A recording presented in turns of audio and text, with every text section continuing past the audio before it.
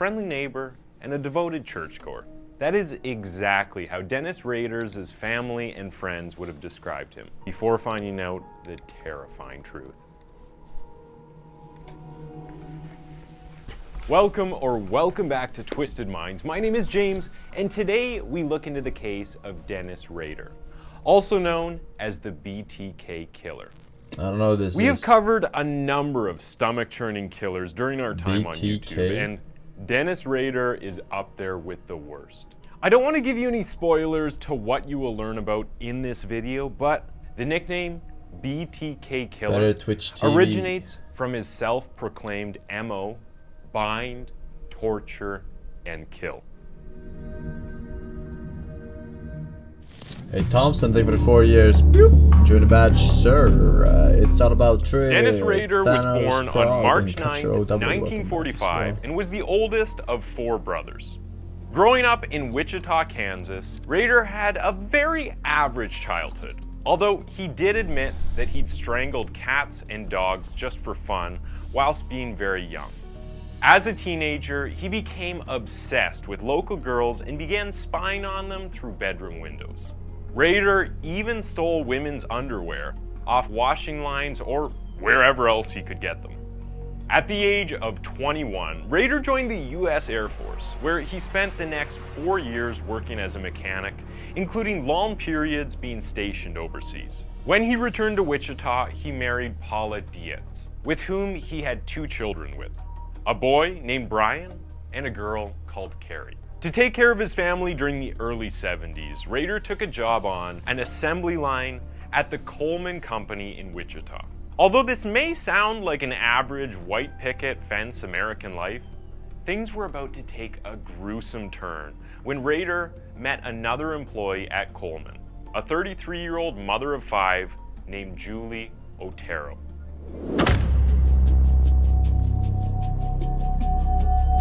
Rader became obsessed with Julie Otero and began stalking her and would even spy on her family. If that wasn't sick enough, Rader became infatuated with Otero's 11-year-old daughter, Josephine. After weeks of quietly watching, his urge to get closer to the family got too much, and on the morning of January 15th, 1974, he forced his way inside their family home. Upon entering, he was surprised to see Julie's husband, Joseph, and their 9-year-old son, Joseph Jr., were also home. Rader, who had armed himself with a gun, held the family at gunpoint and proceeded to tie them up and strangle them to death, one by one. After killing Julie and Joseph, Rader strangled their son. Finally, he took Josephine down to the basement of the house and pulled down her pants and underwear before hanging her. After the poor girl took her last breath, the monster pleasured himself before leaving the scene with Joseph's wristwatch and a radio.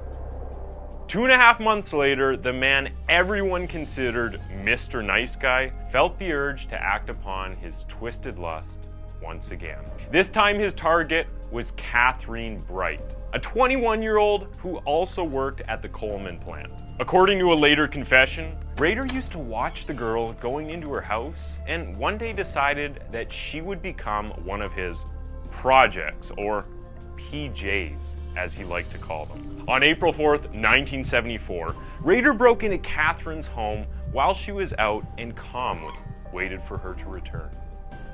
She did eventually come home, but once again, to the surprise of Rader, the woman wasn't alone, returning with her brother Kevin. While holding a gun at the pair, the killer got the 2 victims to tie each other up. Not the type of people who would go down without a fight. The siblings tried to fight back, but Kevin was shot in the process. Miraculously, the scuffle allowed Kevin to escape and survive the ordeal. Catherine, however, wasn't so lucky and was stabbed 11 times in the torso and back while trying with all her might to fight back against this creep. Although detectives later described the woman as fighting like a hellcat, she lost her life that night. In October 1974, Don Granger, who worked at the Wichita Eagle newspaper, received a strange phone call telling him there was a letter hidden inside a mechanical engineering textbook at the Wichita Public Library that he would be interested in. On investigation, the poorly written note was discovered, which described the Arturo killings in great detail. Rader wrote, "When this monster enter my brain, I will never know, but it's here to stay." Also writing, "The code words for me will be bind them, torture them, kill them. BTK. You see, he at it again. They will be on the next victim." He eventually signed the note off with, "Yours truly guiltily." The newspaper gave the letter to the Wichita Police Department, who kept it secret for months, as to not scare the public or give the writer the satisfaction. Kathy Hankel, a reporter for the rival Wichita Sun newspaper, later received a copy of the letter from an unnamed source and decided to make it public, writing an article stating that there was a serial killer on the loose. In a streak of irony, at the same time the public were all fearing that a serial killer was nearby, Rader had landed himself a job installing alarm systems with the ADT security service. To make things worse, the only reason Rader got a job in the first place was because people were panicking that there was a killer breaking into houses and that they wanted to be protected.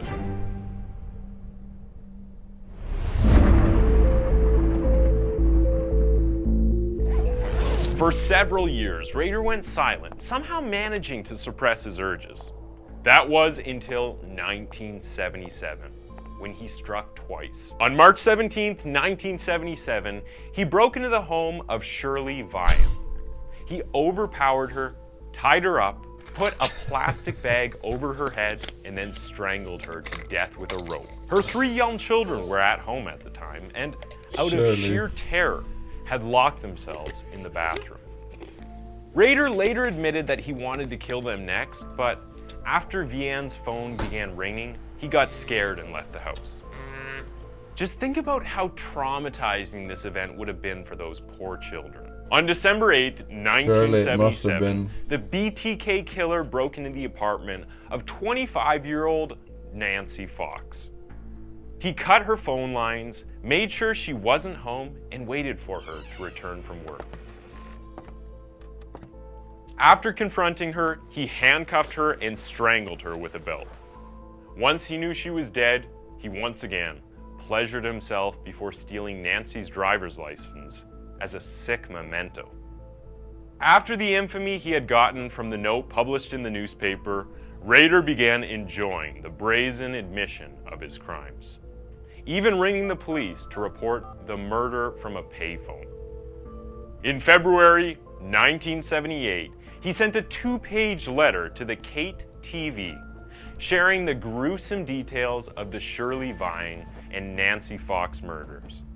After this, Dennis Rader wouldn't kill again for 7 long years. During that time, he kept himself busy, earning a bachelor's degree in criminal justice from Wichita State University.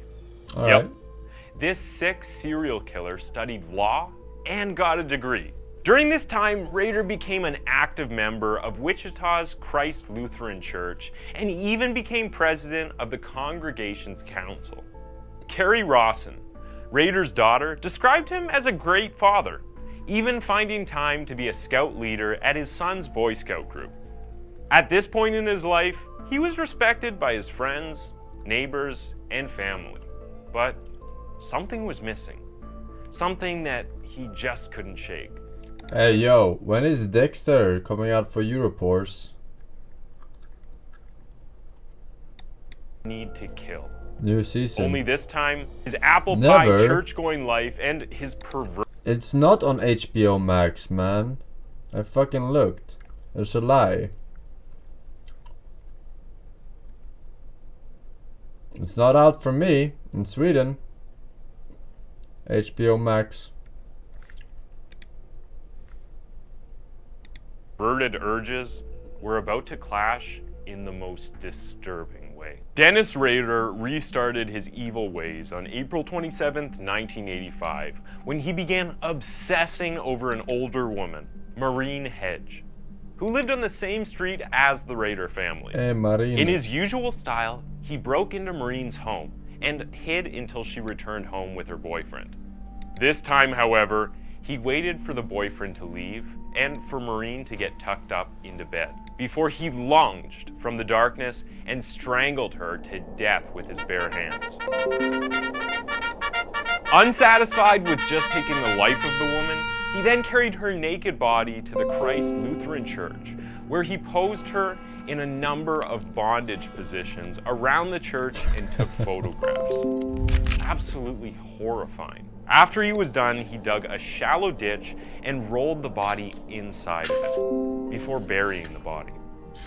They say that old dogs can't learn new tricks, but in September 1986, Raider changed up his whole methodology and dressed up as a telephone repairman to knock on the door of his next victim, Vicky Wegerle. As soon as she let him into the home, he aimed his gun at her. With Vicky's 2-year-old son also in the house, the woman fought back when Raider tried to tie her up. Sadly, the monster overpowered her and managed to choke her with a pair of nylon stockings. He then took photographs of her body before driving away with her car. As he did drive away, Bill Work, Oh my god! was returning home on the opposite side of the road and locked eyes with a stranger driving his wife's car. However, this wouldn't save the 10th and final. Hello, Forsen. When was I don't know if you said So fucking unlucky. yet. Anyways, here are 4. When was Surely he will. No, wait, this is not what I was trying to say. In fact, it seems to be the same tree I saw, eh?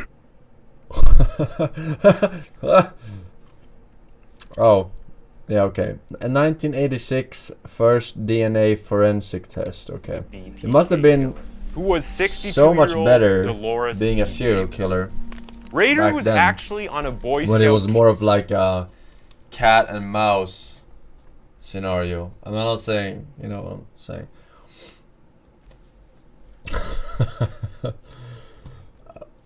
camping Yeah. trip on January Now it's just like 1991. it's when he over realized before you he'd even forgotten started. something It's else. literally fucking Tom Cruise in the fucking, what is it called?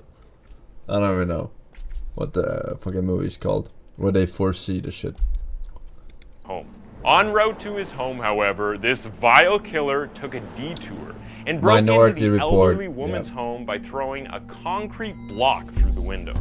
He tied her up and strangled her to death with a pair of pantyhose before hiding the body under a bridge and returning to the campsite like nothing had happened. Whether he felt like his luck would run out or that he was getting too old to keep killing, Raider decided that his killing spree must come to an end.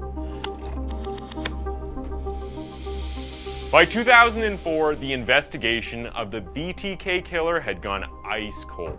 That is when Raider foolishly tried to send a letter to the police, claiming responsibility for a killing that hadn't been previously linked to him. This ignited interest in the case once again and led the police to taking DNA tests Idiota. from hundreds of men in an attempt to track down the BTK killer.